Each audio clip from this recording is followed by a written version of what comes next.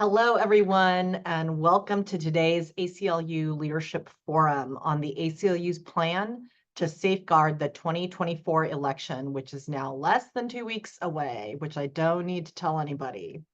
My name again is Cecillia Wang. I use she, her pronouns. I am, as of last Tuesday, the National Legal Director of the ACLU. I've been at the ACLU for 21 years altogether, and previously served as the director of our Center for Democracy. We're gathered here today to brief you on how the ACLU is showing up for voting rights through litigation and advocacy as we all head into a crucial presidential election. Please be aware that today's call is focused on our election protection work. We will not be talking about our electoral work or the presidential candidates. This is about voting rights. We have three brilliant ACLU colleagues who are here at the front lines of the ACLU around the country, safeguarding the right to vote around the country. So I'm going to invite our panelists to turn on their cameras one by one. First, we have Sophia Lakin, who directs the ACLU's Voting Rights Project. She is one of our country's leading nationally recognized experts on voting rights and oversees our docket protecting voting rights and combating voter suppression and discriminatory redistricting plans around the United States. In other words, Sophia Lakin is someone who's thinking about Election Day every day of every year. Welcome, Sophia. Next, we have Molly McGrath. Molly is the director of our national democracy campaigns in the ACLU's National Political Advocacy Department. And Molly and Sophia work together to make sure that we are building election infrastructure in community with law policymakers and our volunteers at the ACLU. And third, we have Jessica Ayoub, who is the field director of the ACLU of Michigan, a state that is very much on many of our minds going into this election season.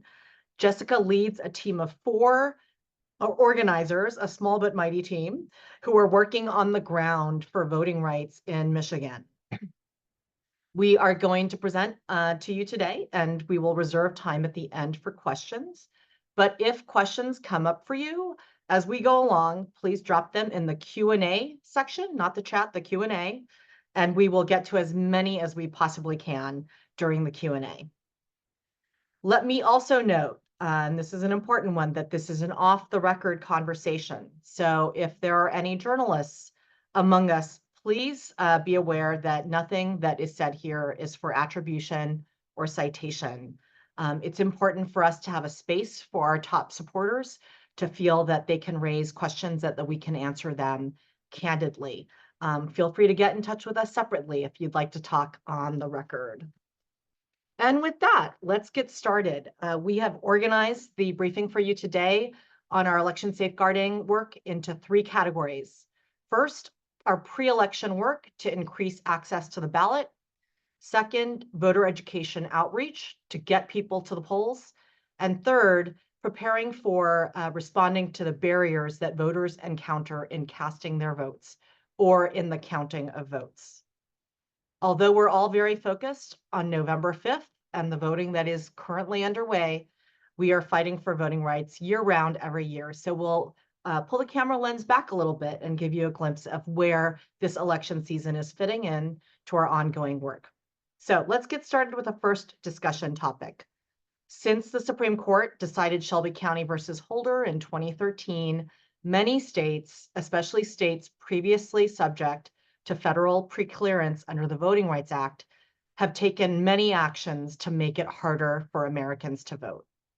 Sophia, let's start with you. What have we been doing since the last presidential election to stop these voter suppression efforts, and how are we fighting back on behalf of voters? Well, first of all, thank you, Cecilia, and thank you to all of you for joining us today and for your support. There's no doubt that we are in a critical moment when it comes to protecting voting rights and safeguarding our democracy. Since 2021, 33 states enacted 63 restrictive voting laws. Hundreds of anti-voter laws are now introduced in state houses every year as a matter of course. And in just this election season alone, we have already seen at least 113, I think that number is much higher at this moment, anti-voter lawsuits seeking to block ballots from counting, force voter purges, demand rules that would delay certification, and the like.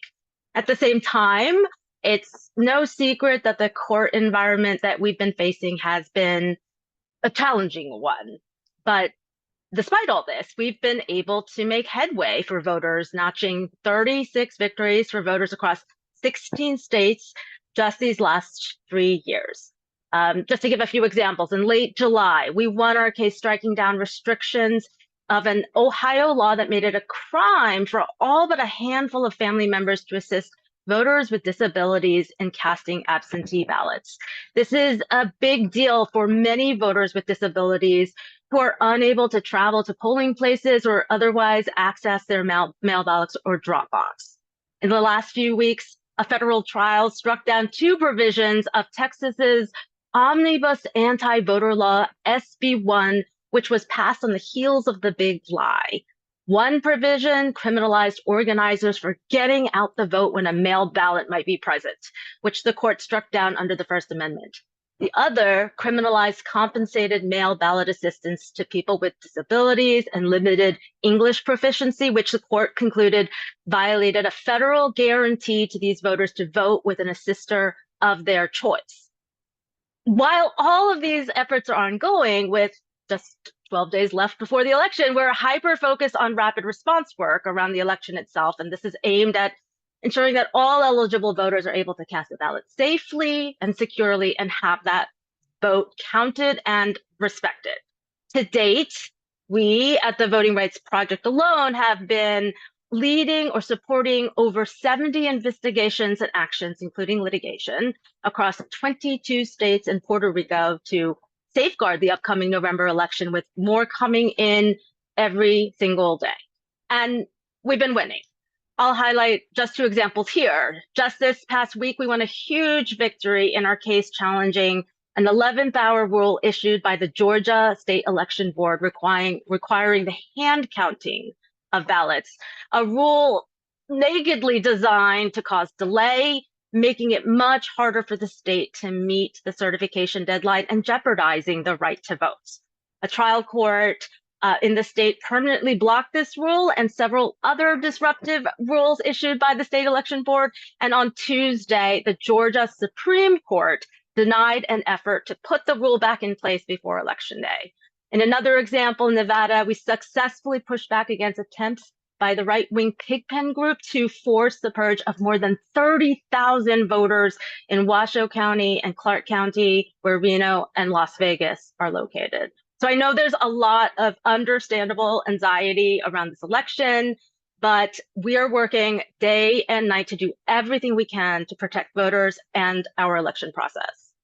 Congratulations, Sophia, to you and the whole VRP team. These are just 2 victories that are very hot off the presses in an extraordinary volume of work fighting voter suppression laws.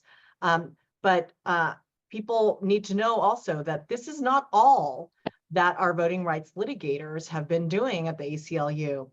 During the same time period from 2021, obviously both state legislatures and the ACLU have been very busy with redistricting.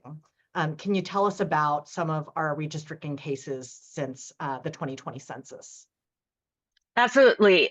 Fighting back against gerrymandering and discriminatory district maps has been a huge part of our docket in recent years. If you've joined us before, you've probably heard about this. And that's because of the once-in-a-decade redistricting process that follows the decennial census. And because having fair district lines is absolutely crucial in ensuring that voters are picking their politicians and not the other way around. So since 2021, the ACLU and our affiliates have participated in 29 redistricting cases. To date, we've secured 14 wins, 9 of which will impact elections being held this November, including, of course, the historic win at the U.S. Supreme Court last year in our case challenging Alabama's discriminatory congressional map. But more recently, this past May, we had another win at the Supreme Court where the court granted our request for an emergency stay in a case that would have struck down a new Louisiana congressional map passed as a result of litigation that we had brought challenging a prior map that had just one majority Black congressional district. With this stay that we won in place, Louisiana voters are going to be voting and casting their ballots this November under a map with 2 majority Black districts. We have 5 other redistricting wins we've secured so far that will impact elections that are held in off years, like in our case challenging Mississippi state legislative maps, a case that we won after trial and in which the state has simply given up and has declined to appeal. So this work is ongoing, and we actually have a team of attorneys headed to trial in a case challenging Alabama's discriminatory map for their state legislature on November 12th. Really bad timing, but nevertheless, we're headed to trial there. We're at the Supreme Court of South Carolina right now in a case challenging South Carolina's congressional map as an extreme partisan gerrymander. We're scheduled to go to trial in late December in a case challenging Nassau County's legislative map under New York's new landmark State Voting Rights Act. And I just got word this week that I will be arguing to defend our win in our case challenging Georgia's discriminatory state maps the week of January 20th. So the team is firing on all cylinders across our docket. That is an understatement, and we'll all be cheering you on and all of the colleagues in the Voting Rights Project and our state affiliates. It seems very clear that all of the ongoing voting rights work we are doing today in 2024 is in some ways still battling the vestiges of Jim Crow. And one other area of work that we'd love to hear about is our work in seeking to re-enfranchise, to get back the right to vote for people who have passed criminal convictions, who in many states don't have the right to vote, even though they have completed serving their sentences. What are we doing at the ACLU to re-enfranchise these voters? Well, I have happy news to report on that front. And this is an issue that is so near and dear to so many at the ACLU, but within the Voting Rights Project in particular. But we just last week got a great ruling out of the Nebraska Supreme Court that orders elections officials to let Nebraskans with prior felony convictions to register and to vote. Just some background, we and our partners challenged a directive by the Nebraska Secretary of State that ordered county elections officials to defy state law by refusing to register Nebraskans with past felony convictions. So really just lawless attempt to reinstate a permanent felony disenfranchisement in the state. The state Supreme Court ordered them to comply with state law, ensuring that thousands of eligible Nebraska citizens caught up in all of this will be able to cast ballots in November and beyond. While we really shouldn't have had to bring this lawsuit, it's still a huge victory for Nebraskans, democracy, and the rule of law. So we're really excited about this win. Thank you so much, Sophia, for reporting on the work, and even more for doing the work and leading the team. Let's change gears now. I'm going to bring Jessica Ayoub on, again, Field Director at the ACLU of Michigan. Let's talk about something that is very much on many Americans' minds as we're approaching November 5th. Concerns about election officials around the country who might not carry out their duties, but instead might threaten to subvert valid election results and thwart the will of the voters. We took prompt action in Michigan against one such election official. Tell us what happened in Kalamazoo County. Thanks, Cecilia, and hello, everyone. It's great to be here with you all tonight. So Kalamazoo County is in Southwest Michigan, and if any of you know a Michigander, you know that I'm fighting for my life to not pull out my hand and show you where that is.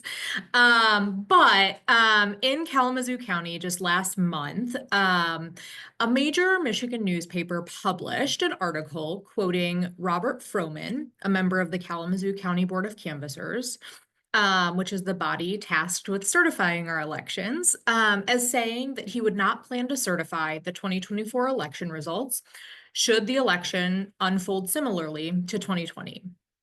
This, of course, violates the Michigan Constitution, which states that the election must be certified based only on the official record of votes cast, and that the role of the Board of County Canvassers is non-discretionary. And so thanks to some brilliant colleagues on our team and on this call, we decided that we would file suit against Froman seeking relief for his comments. And just about a week later, after we filed suit, the case resulted in Froman signing a sworn affidavit stating that he would fulfill his constitutional obligation to certify the election based only on the official record of votes cast and not any additional information or materials. This case served then as a launch pad for statewide advocacy to the other 82 counties in Michigan, where we sent a letter to all county clerks outlining the County Board of Canvassers' constitutional duty and reminding them that the ACLU of Michigan was ready to respond to any threats to our certification process. And it was a really important victory that we received well before Election Day that has been used to send a message that we are ready to do whatever it takes to make sure every vote is counted and that our elections are certified. So Jessica, the Froman case is such a brilliant strategy, not only for addressing what was going on potentially in Kalamazoo County, but in brushing back other election officials who might have had a similar approach. But that case was only possible because you all at the ACLU of Michigan and your partners in state created the conditions that made that litigation possible. Can you take us back in time to describe some of the work expanding ballot access that you did in 2018 and 2022? Yeah, absolutely. So ballot access in Michigan has been completely revolutionized since the 2016 election. And that is in large part to two citizens-initiated constitutional amendments that Michigan voters passed in 2018 and 2022. Prior to 2018, Michigan actually had some of the most restrictive voting laws in the country that included really long deadlines ahead of Election Day by which you had to register to vote. You could only request an absentee ballot if you had a qualified reason. And it was just this perfect storm of circumstances that was contributing to chilled Democratic participation. And so we took to the ballot first in 2018 to modernize our election systems, to put in place things like no reason absentee voting and same-day voter registration, and then went back to voters in 2022 to pass even more common sense reforms to our election system, including things like 9 days of early voting. And importantly, voters put into the Michigan Constitution via this constitutional amendment the provision that elections must be certified based only on the official record of votes cast, and establishes that the role of the County Board of Canvassers is non-discretionary. And it's because of that work and the work of Michigan voters to pass that into law that we were able to achieve that victory in Kalamazoo. So I know that you never stop in Michigan trying to expand voters' access to the polls. You talked about 2018, 2022. We heard about the Froman case. What else do you have cooking in Michigan right now to expand voters' access? A lot is cooking in Michigan. We're very excited. So first and foremost, we already talked about this. This is the first election where Michigan voters will have 9 days of early in-person voting. It kicks off on Saturday statewide, and a couple of communities have already started, and we are just thrilled with how many voters are taking advantage of this new right. But new this year is that we updated and enhanced our automatic voter registration procedures, our secure automatic voter registration procedures. And in 2025, we'll become the first state in the nation to automatically register folks who are returning from prison to vote. We passed this year pre-registration of 16 and 17-year-olds so that on their 18th birthday, they are registered to vote, and we are adding more voters into our electorate. And this year, after lots and lots of battles, we were able to successfully repeal a ban on paid rides to the polls so that transportation is no longer a barrier to folks who need access to their polling location or early voting site. It's so inspiring, Jessica, to hear the ways that y'all in Michigan are at the vanguard in expanding the franchise to everyone. Let's move on to our second discussion topic today, our work to mobilize voters to the polls. It's time to bring in Molly McGrath, again, Director of National Democracy Campaigns in our National Political Advocacy Department. Before we talk to Molly, though, I want to emphasize that the ACLU does not endorse or oppose candidates for elected office. And again, we're not going to talk about our electoral work today. So Molly, let's get going. Can you describe how the ACLU, as a nonpartisan player, is approaching Get Out the Vote and where? Yes. Thanks, Cecilia, and great to be here today with everyone.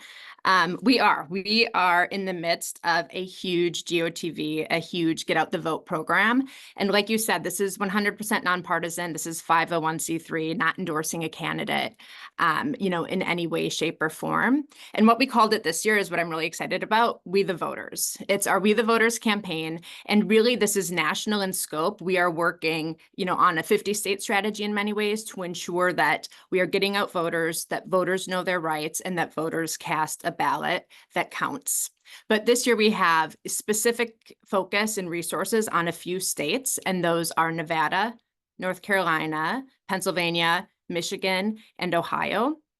And in those states, we're digging in specifically to a universe of about 300,000 voters.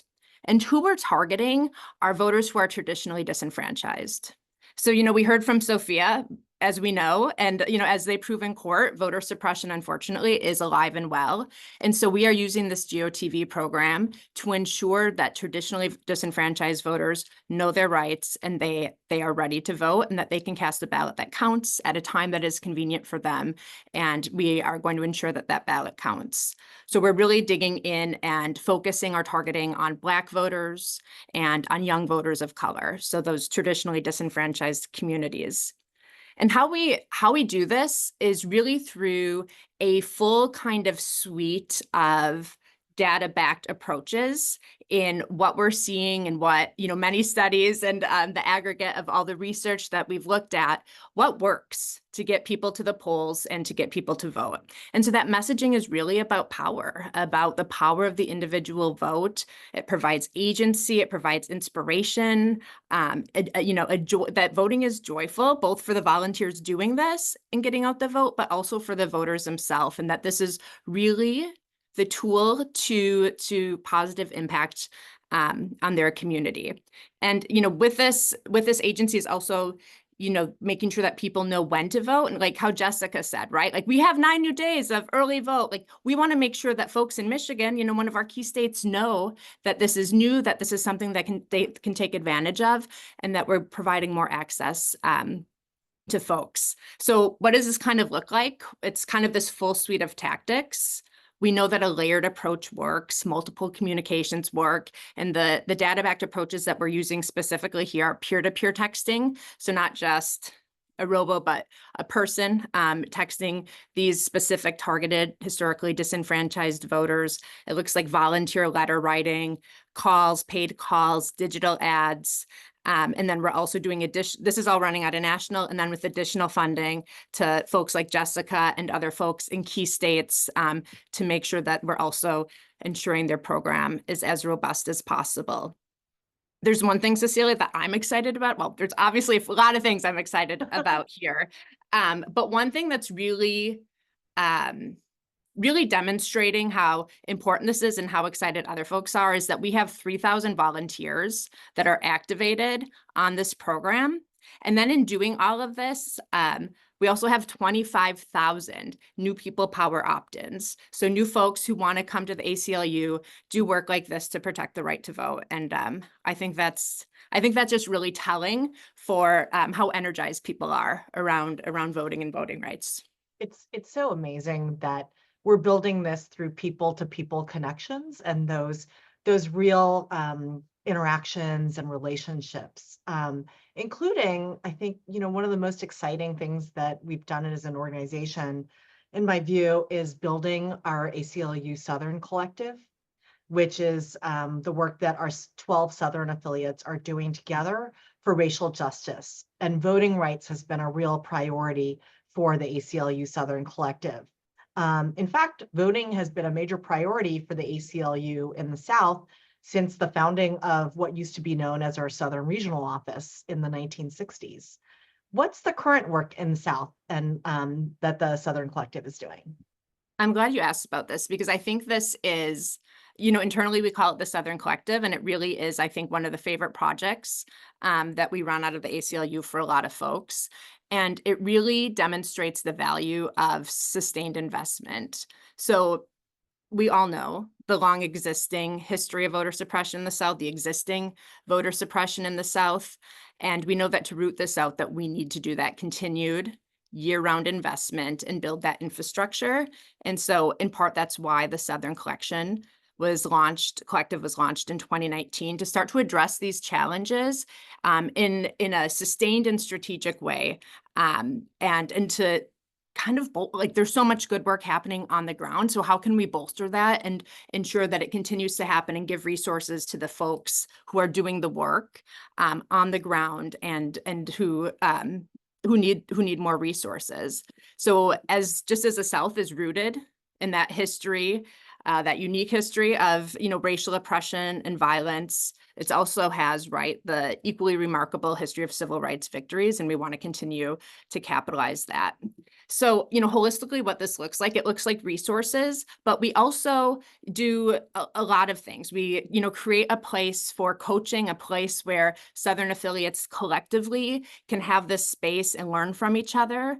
Because the South is so unique in so many ways, we want to make sure that we're learning from each other, creating efficiencies, and ensuring that we are being as strong as we can. So we really want to foster that space for best practices and continue to refine our strategies and our programs in the South. So that looks like the coaching, the providing grants, and holistically that kind of shared space where we can be together to do that. Some of the things that folks are up to through this initiative right now. One interesting approach in Florida is part of their election protection program enlisted folks at our analytics department here at National. And now the affiliate and all of their great coalition partners on the ground are using this data to help determine what precincts are going to be in most need, where to allocate resources in the state to get on top of problems before they happen, to ensure voters can have access to the ballot.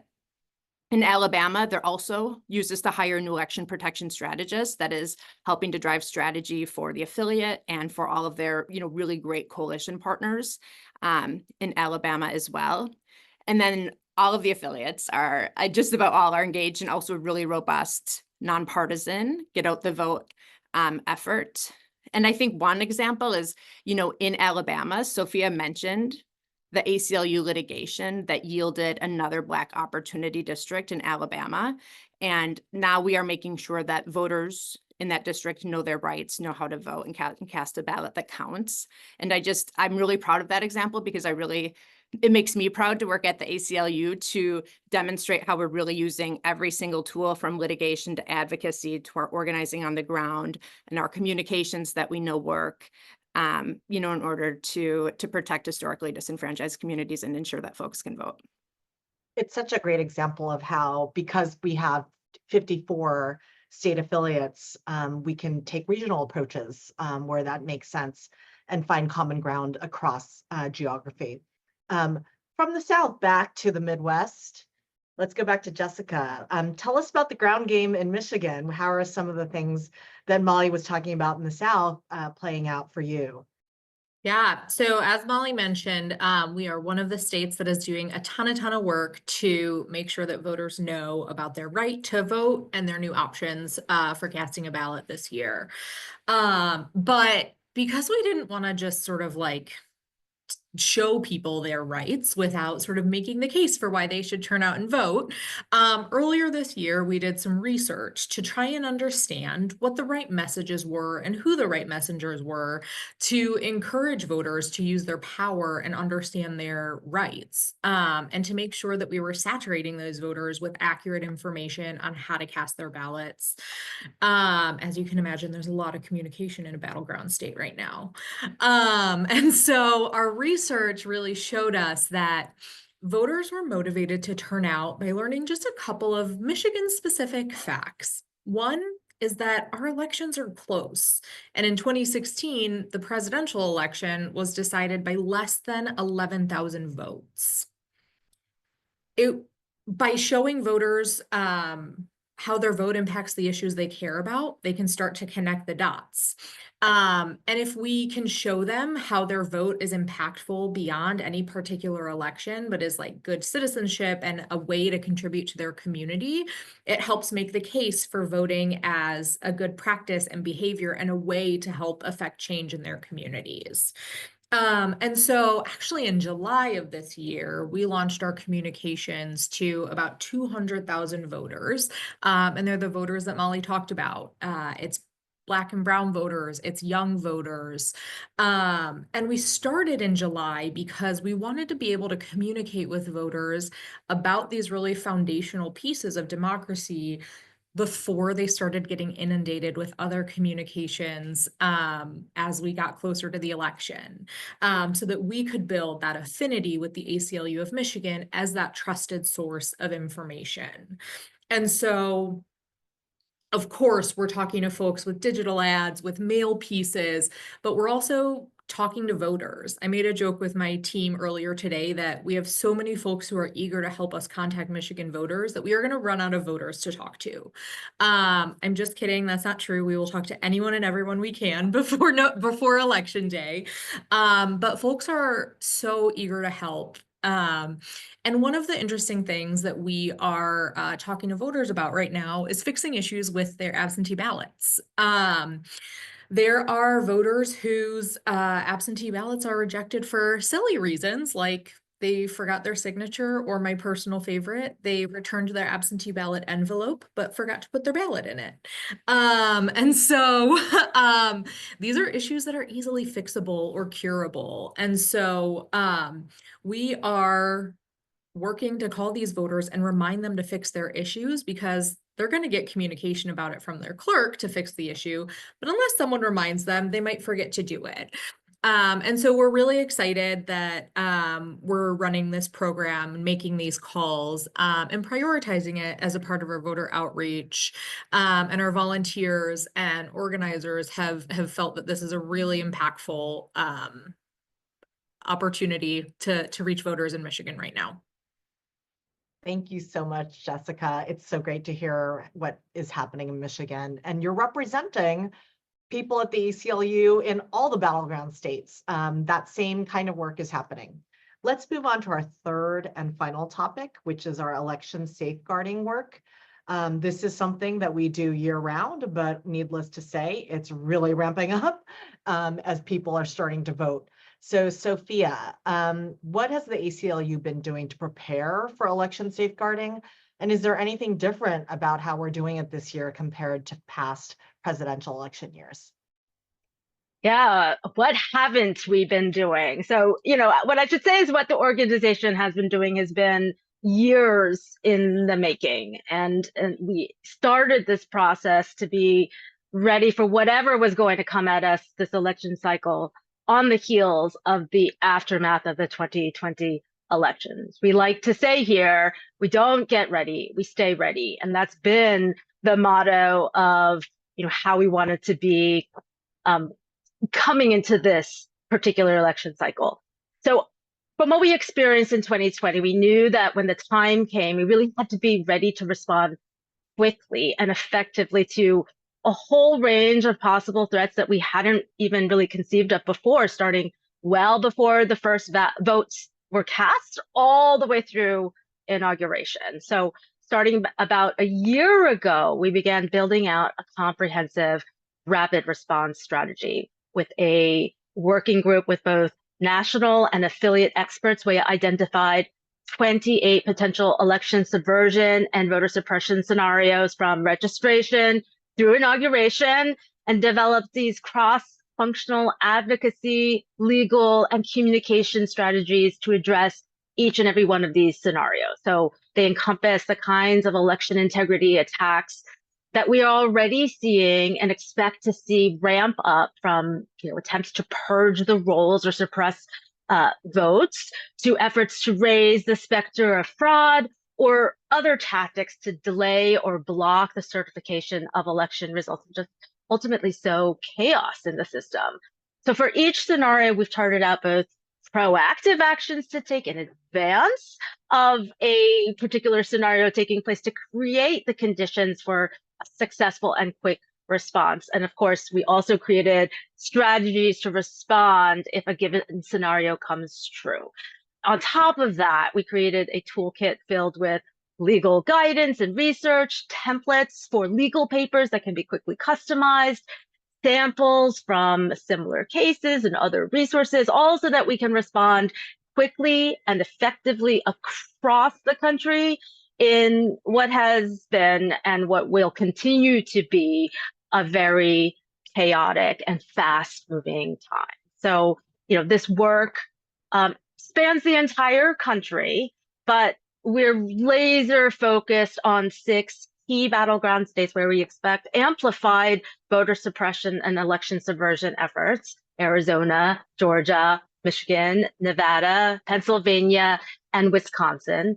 And in these states in particular, we've really embedded ourselves. And I talked about the fact that we started this process years ago, and we make key investments, resource and capacity investments in these particular states to prepare for the influx of what was going to come at them in 2020. So we ourselves at National have really embedded ourselves. Molly and I have gone to in-person strategy sessions over the summer and have had ongoing weekly, sometimes daily or even hourly check-ins with our affiliate counterparts on the ground. On the legal front in particular, we and our affiliates across the country have already been deploying the strategy across a range of scenarios that have come to pass, from pushing back against voter suppression tactics, blocking mass voter challenges, the certification process, curbing efforts to disrupt or delay the certification process, and more. I mentioned earlier that we are involved in over 70 investigations or legal actions across the country. And I think it's one of the things I want to flag here is that while many of these involve lawsuits, many issues have also been resolved through simple threats to sue or quieter meetings and phone calls with elections officials who want to do right by voters at the end of the day. All of these tactics have been incorporated into the legal strategy, and they've really gone a long way so far toward ensuring positive outcomes for voters and our election processes. And really, the strategizing and advanced work that we have done has allowed us to have a really broad reach and impact across the country to date. It's really amazing. 70 responses to people who've been asking about various voter suppression issues. So Molly, let's go to you. From your perspective, your perch in advocacy, how is the planning going and the implementation of the plan? Well, Cecillia, I'll tell you the same thing that I tell my mom, my aunt, my cousins, my friends, whenever they text me, because I know that everybody's feeling angst around this election. And I will tell you that the ACLU has never been more prepared for an election. Sophia previewed everything that just litigation alone has done and that we've done in partnership. And I can tell you that confidently that this year, this election, we are erecting one of probably the most robust election protection and field programs that we have in history. And so what does that look like? Well, remember when we all used to take the Wednesday off after the election? that is no more. So it looks like, especially with a focus on those 6 states Sophia talked about, it looks like ensuring that we have ACLU poll monitors at early vote locations, in the pre-voting and the early voting period, that we will be at polling locations on election day, especially those polling locations that serve traditionally disenfranchised communities, to solve problems or to alert our litigators if they're going to have to be the ones to solve problems. And then that Wednesday after the election, nobody's going to brunch. We are going to counting. So we will be at counting centers, we will be at canvasses, we will be at county certifications, and we will be ensuring that votes are counted and results are certified. And so this plan runs the gamut through the unique periods that each state has, the unique laws that each state has. It's all in close partnership with folks like Jessica. And just to give an example, like Nevada alone, this year has their record-breaking, they're doing 400 different election poll monitors. So some of the numbers that we're seeing are big. Some of the geographies that we're seeing, we're now more active in rural counties. Jessica's practically living in the UP right now because they're doing so much more work, in counties where we know some of these threats exist, and are really building, flexing, and showing our power and being really prepared. And then we're also working, on Congress and making sure that at every turn of this election that folks are ready. We have a 50-state pressure ad urging our Congress members to publicly support the election results, no matter what the result is. So, I joke, but my text back to my family is like, from the counties to the Congress, we are ready. So that's where we're at, Cecillia. It's really reassuring to know all that is happening. Jessica, how about you? Quickly, how is the planning paying off in Michigan these days? It's paying off in dividends. We have spent the past 2 years with our organizing team cultivating relationships with our municipal and county clerks so that during this crunch time right now, we have a direct line to our election administrators and can rapidly solve problems, rapidly alert them to changing dynamics in their communities, and just make sure we have a really clear pulse. We are one of the anchors of our statewide election protection coalition. And so we lead the litigation arm of that. And so our legal team is hard at work, sort of preparing for what could or could not come in the days following the election and on election day. And our organizing team is anchoring the election official engagement piece of our election protection work as well and rapidly responding. And then we're doing everything that Molly has said, right? We are recruiting challengers to be our eyes and ears on the ground in as many counties and cities in Michigan as possible, starting tomorrow and through election day and until the last ballot is counted at those absentee counting boards. And we are going to have canvas monitors starting the Wednesday after election all over the state, monitoring the canvas proceedings, and then are deploying folks to pack those certification hearings to make sure the will of the people is heard. It's amazing work, and everyone should feel very reassured that what Jessica and her team are doing in Michigan, the ACLU is doing in all of the battleground states and really around the country. Makiba is going to drop into the chat the election protection hotline number, 866-OUR-VOTE. So if you or your friends and family encounter any issues when trying to cast your vote, that's the number to call around the country. We're going to now shift to what you've been waiting for, question and answer time. We've been getting questions throughout the conversation, and we'll do our best to answer as many as we can. If we don't get to some, we will reach out and try to answer those for the entire audience in follow-up. Makiba, can you, let me reiterate, if you're a reporter on the line, again, none of this is for attribution. It is all off the record. As I said at the outset, please reach out to us if you'd like for us to talk on the record. All right, Makiba, give us some questions, please. Sure. So we received a lot of pre-submitted questions, so we have some here for you. The first question is from John W. Is there any work happening on upgrading the physical security of the vote tabulation centers? Maricopa County, Arizona has put in bulletproof glass in doors and windows, double fencing, camera surveillance, police alert. Any other counties responding similarly? Another question from Clyde W. I'm hearing many differing opinions on whether it's safest in terms of counting to vote by absentee ballot or in person on November 5th. Would appreciate any thoughts to pass on to people that ask. And last question for this batch from Linda Z. I am a precinct delegate and am confronting an abundance of misinformed and undecided voters. How do we communicate to voters how to access reliable, truthful information sources? Great, jump in, friends, Sophia, Molly, Jessica. But you want to take the last question first? How do you steer people in the states around the country to accurate election information? Do you want me to start with this, or? Please, go ahead.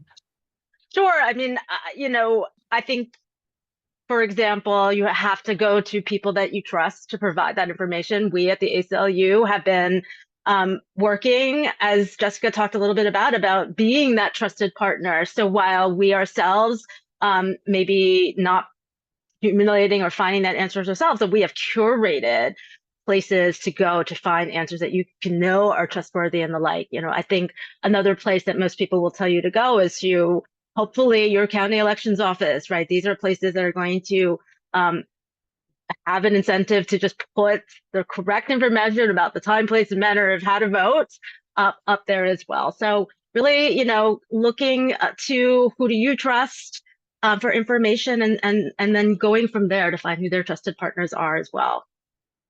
There's always a hotline if you're not sure. That is certainly a trusted place to find information. I'll just plus one that too. And interestingly, that a lot of folks, the most trusted of all election officials are their local ones. So those local websites, those are really a great resource that a lot of folks are more predisposed to trust. And obviously, I would always say our ACLU resources are also great, and our brand recognition tests really well as being trusted on this issue in particular. How about Clyde's question? Should I vote by mail or should I go in person to cast my ballot? We've fought so hard in so many places for expanding vote by mail. What are your thoughts on that? I'll just say, I think, Clyde, do what works for you. We are encouraging people to vote at a time and make their plan that works best for their schedule, whether it's, whatever needs that you, specifically have in your schedule. I would do that. Obviously, we're getting close to election day. Each state has really, its own unique deadlines. So go to that local election official site, go to, the ACLU site, find out what your deadlines are and make a plan that works, that's going to work best for you.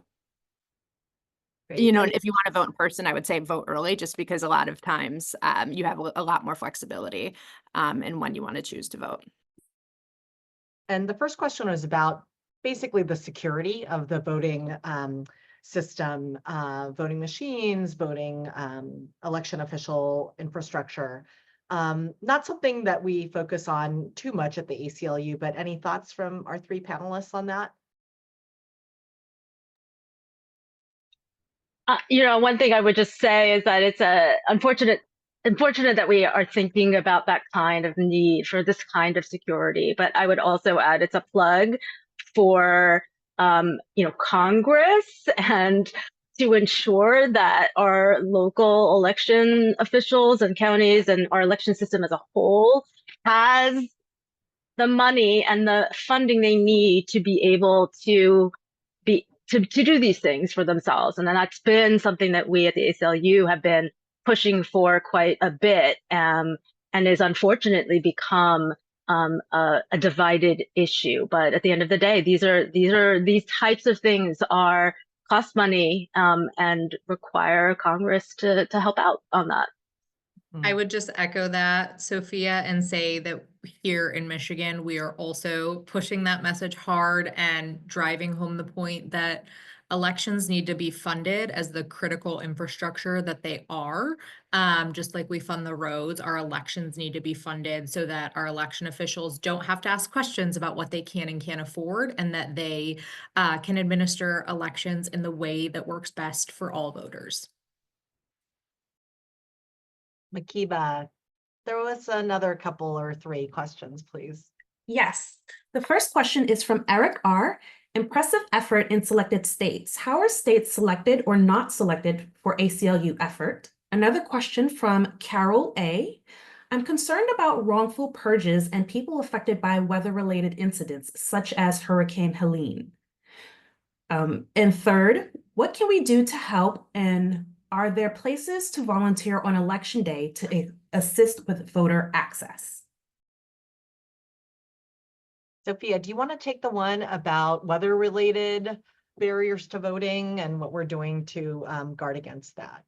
Sure. So, you, Carol, seem concerned about voter wrongful purges. We are as well. We have been involved in a number of cases to push back on these wrongful purges, some of which are just citizens that are trying to get people put off the rolls, and have had some success. For example, in Nevada, we were able to get this Pigpen right-wing group to drop voluntarily is challenged to over 30,000 voters in Nevada. So we've been doing a lot to push back and educate our county elections officials as well as to what the requirements are about taking people off the rolls, what kinds of challenges you accept. In terms of the issues around the hurricane, both Milton and Helene, at the end of the day, I would say advocacy to elections officials, the state legislature, to do the right thing is the best course. And in some instances, we have seen state elections officials kind of do the right thing to extend registration deadlines, to extend certain hours of polling places, to give counties the flexibility to open new polling sites and the like. Of course, if we need to go into court to try to do the things that the elections officials should be doing themselves, that is a course that we have done before and are comfortable trying to do. But the courts are a difficult place to be sometimes in terms of getting a quick resolution for voters and getting the fullest, most complete version. And so we're hoping that elections officials themselves are going to do the right thing for voters. I'll take a stab at Eric R's question. We have, as an organization that has 54 state affiliates, we have lots of criteria we use in deciding when to surge resources to a particular geography or to particular states. I want to say first that all this voting rights work is happening around the country, and I think every ACLU affiliate is doing voting rights work. But in terms of selecting states for something like the Southern Collective, we're looking at factors like where the needs are greatest, where our opponents are focused. We focus there too. We are looking at the landscape of other organizations that are on the ground working both at the national level and at the state and local level, because we want to be good stewards of movement resources. And then the voting rights field, that's resulted in what you see here, real focus on these particular battleground states, now narrowed down to 6. But originally we looked at a larger group of states where we wanted to step up our voting work and make some plans. With that, I think we're at the end of our questions. I want to end with a lightning round, a minute or two each for the whole group. With all the work we have ahead and all of the anxiety that's in our country right now, how are you staying hopeful and energized for this work? Jessica, let's start with you. I was actually talking to our executive director about this a couple weeks ago, and without sounding too corny, right? What makes me hopeful is working at the place that I work with the people that I do. There is a long few weeks ahead of us. We are going to be very busy and we're going to be tired, but we have never been more ready for this election than we have been this year. And it is because of all of the hard work that folks have put in over the past several years and months and weeks that we are as well positioned as we are to take on whatever comes our way come November 5th and in the weeks that follow. And so that makes me hopeful, and I'm staying sane by actually getting to work on this and feel like I'm contributing in some way and not having to doom scroll. Mm-hmm. How about you, Molly? Yeah, +1 to what Jessica said. Just so proud to have the team that we do here. And then also when we get, updates from Jessica or folks, on the ground and hearing what voters are saying, that voters appreciate us calling so they can cure their ballot or whatever that is. I think that all of us really have voters as our North Star. We get in the litigation, we get in the policy or in the script and the best practices, but making sure that voters can vote as our North Star is really motivating. And then I'll also say I have a 2-year-old, so Elmo dance parties are also part of what's keeping my joy level high during some tough days. Sophia, how about you? So you stole my thunder about there being about the team. We have the best team here, and they are so energizing, and we keep ourselves sane and happy through this. But I'll also add, and people have asked, I've been around the country, participating in events around talking about voting, talking about the importance of the election, talking to all of you, and people ask me, like, how do you have the time to do this? Why are you doing this? You should be, working in the courtrooms, which I am. I promise you. But to me, the fact that there's so much interest, the fact that people are energized, are asking the questions, wanting to hear about this work, that's why I go out and do it. People, if you're listening to it, you want to hear about it, that is exciting. It makes me feel that we have this country in this fight, right? All of you, all the support that you have for the work that we're doing, your care for this democracy, and seeing it through. So thank you for that support. And it's something that keeps me hopeful and energized day in and day out as well. Thank you so much, Sophia and Molly and Jessica. I am hopeful because of all the work that you and your teams are doing and that we're doing around the country. And I'm also hopeful because even though we've been hearing about the innovative things, the things we're doing right this moment as we are all on this Zoom, I also think about the history of those who preceded us in this work and fought under the most harrowing circumstances and won the right to vote. And we pick up that baton and we keep that work going. And that's what will take us into the future. Thank you all so much for joining us. Thank you for supporting the work in all the ways you support the work. And we will see you next time.